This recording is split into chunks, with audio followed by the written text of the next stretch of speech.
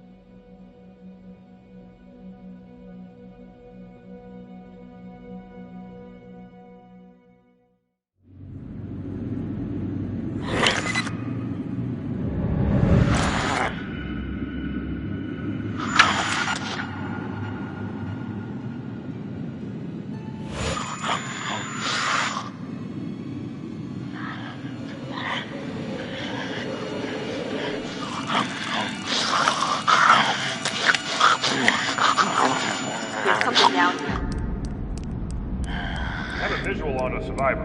One survivor, repeat. Is that? Oh, fuck! Stay back! Stay back! No! Stay back!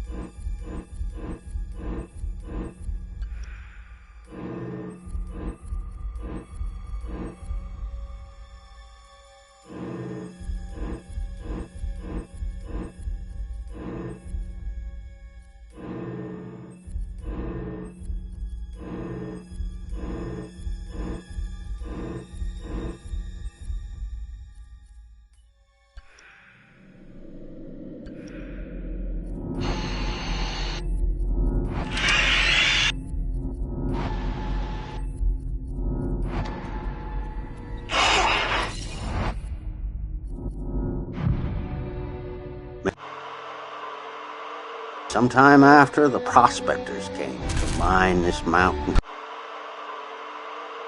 And driven mad murderers. And after all these years, after many more, we're here ago. We were not alone in the woods that night.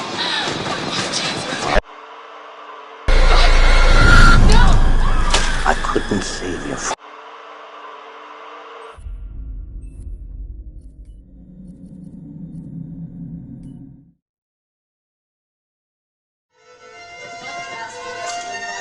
Yeah, fast and violent. The top.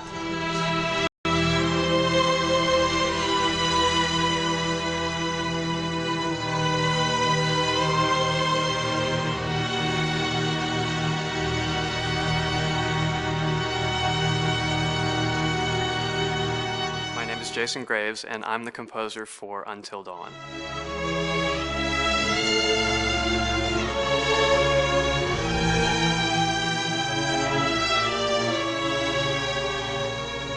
I've been involved with Until Dawn for about a year now. Originally, I was contacted by Barney Pratt, the audio director. I think that had something to do with my lineage of horror games, and hopefully not the fact that my last name is Graves, although a lot of people seem to associate my name with scary music.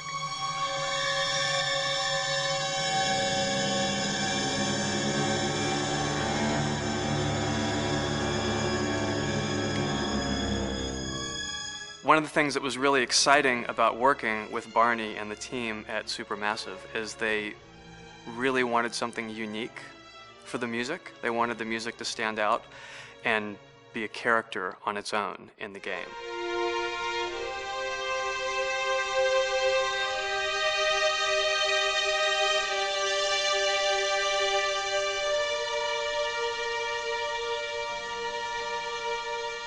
When I'm first starting on a new score, and it doesn't matter if it's film, television, or games, I always end up going to the main theme. Sometimes the developer or producer isn't even necessarily interested in the main theme at the beginning. I just want to do it for myself, because for me the main theme is the identity of the game.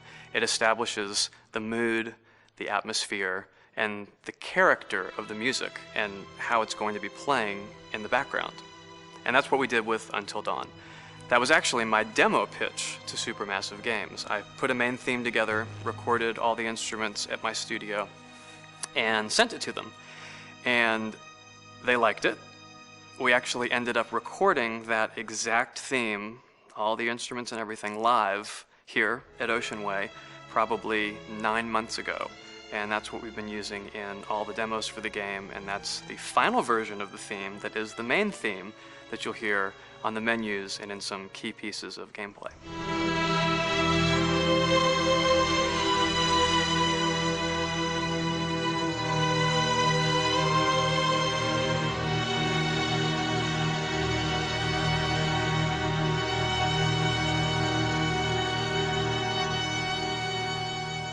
I seem to have made a name for myself in horror.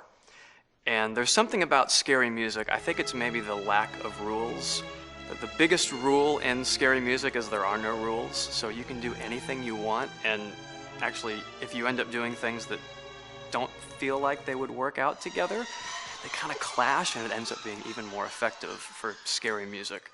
So that's what really drew me to Until Dawn, was the textures, plus writing thematic material that is interwoven with the scary textures. I haven't really done anything like that before. Usually it was just all tension all the time, and that's fun and it's great. But I'm actually at heart a very melodic composer. That's the kind of music I love listening to, and that's the kind of music I love writing. That's the kind of music I got to work on in Until Dawn. Very nice. Same thing.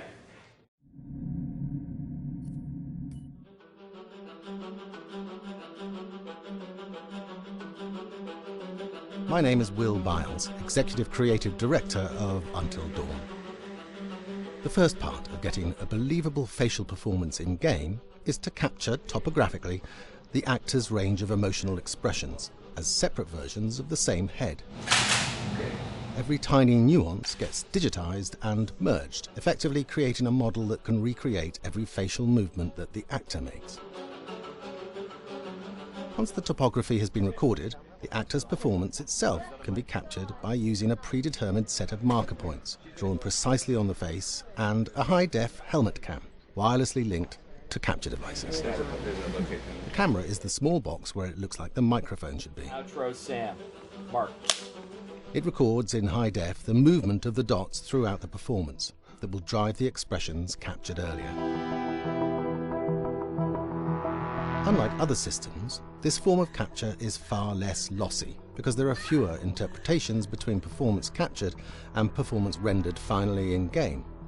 The audio is also recorded via two separate lavalier mics attached to the helmet. It takes a while for the actors to acclimatise to carrying around the recording devices and the helmet cams, but very soon the shoot becomes similar to any other effects shoot or a green screen shoot. The actors in these scenes are only recording facial animation, but use cursory body movements for pacing.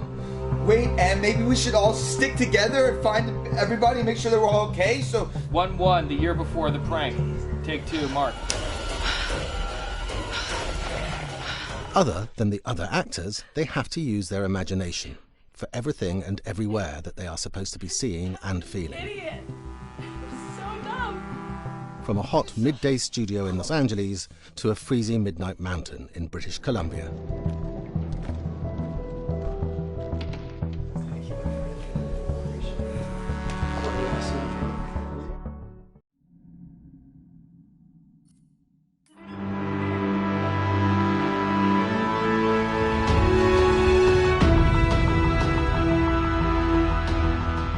Until Dawn has a dynamic, ever-changing story, the facial performances and the body performances are recorded separately, with different systems.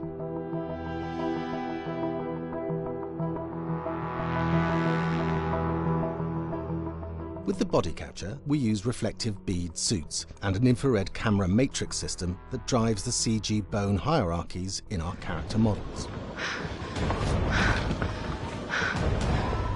These performances cover everything from character locomotion, scene-specific performances and stunt work, most of which was recorded at studios in Pinewood and Shepperton, near London. Hannah! Hello? Combining all the elements seamlessly in the final game becomes a formidable editing and logistical task. Every variation, both physical and emotional, must be combined in these multi-edits. Scaffolding props have to stand in for the sets, because the hundreds of infrared cameras have to be able to see all of the reflective beads on the actor.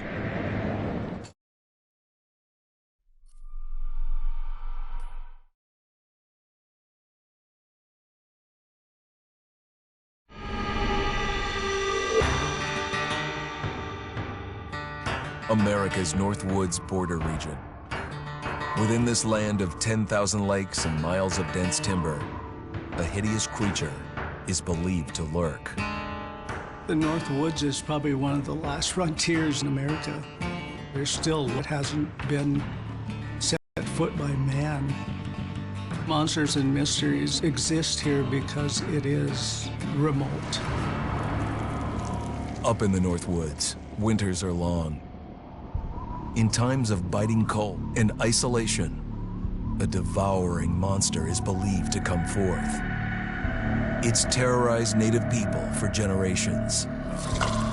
Growing up, I was told, like, don't go outside, the Wendigo will get you.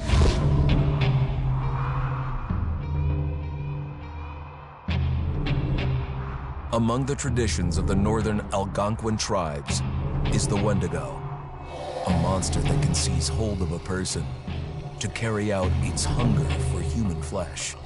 Many Native Americans fear even talking about this Wendigo, and even the mention of the name will let the Wendigo find out where you are, and it will open you up to be possessed by this Wendigo. The most famous case of a Wendigo possession took place in 1879 in the deep woods outside of Edmonton, Alberta. Swift Runner, a Cree Indian, was a trapper and a guide. He had left town the previous autumn with his wife, 6 children, and his mother. But when Swift Runner returned in spring, he was alone. Swift Runner came into a nearby village telling this heartbreaking tale. I had to watch them starve to death. Of his family being killed by starvation, and that he was the only survivor. My whole family gone. It wasn't hard to understand a family falling victim to a brutal winter. To even not. Yet something was suspicious about Swift Runner. He was a strapping man, and he came into town weighing over 200 pounds. It didn't look like somebody who had just weathered a terrible winter. He wasn't malnourished, didn't look like he was starving. He looked healthier than ever. After a few nights, it became clear that something was wrong. He started having night terrors, screaming in his sleep. I am the Wendigo! Villagers alerted the police. Swift Runner actually guided them back to his winter cabin. When they got there, that's when they saw the true horror.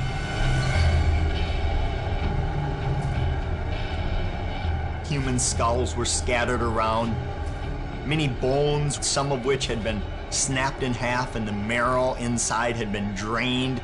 They had never seen anything like it. Swift Runner had killed his entire family, shooting them, hitting them with an axe, strangling, and then eating most of their bodies.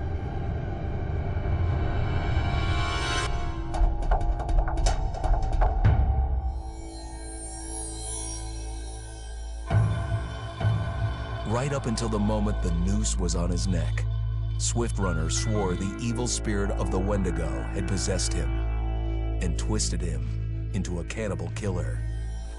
When he was on the gallows, Swift Runner himself said, "I am no longer a man."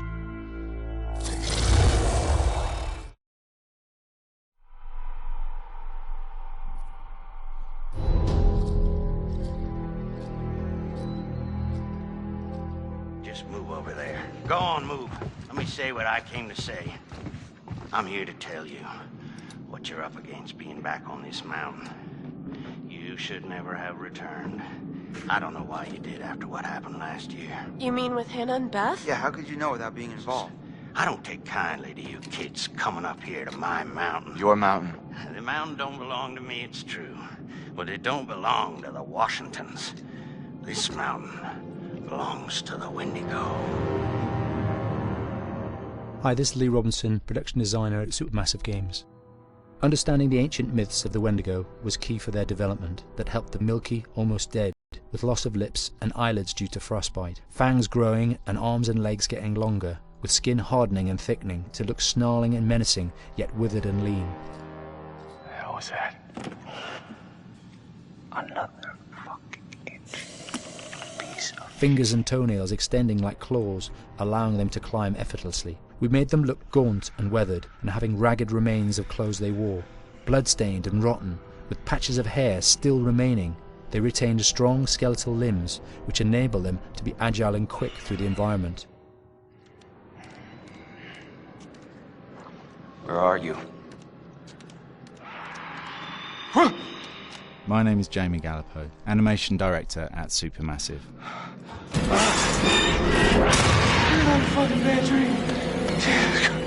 The overall direction on the creature was to be very strong, to be extremely fast. We wanted a spider-like movement to the creature. 1 minute scampering to leaping and then crawling, almost instantaneous.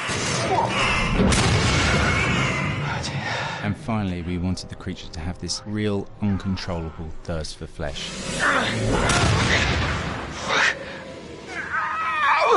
From a sound design perspective, the Wendigo was a real challenge. For the main vocalisations of the Wendigo, we used our own vocalisations, various different animals from the exotic to the farmyard, various plugins and processes to gel these sounds together and keep a human resonance behind that voice, telling the backstory of the Wendigo.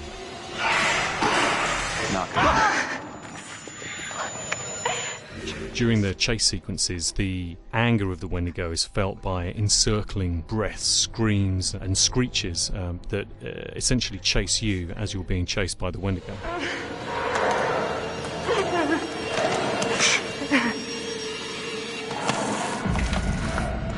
We would layer them up in a multitude of layers, sometimes 15, 20 sounds playing at the same time, to build up the vocalizations for this fearsome creature which is always in attack mode, hyperactive and chasing you throughout the game.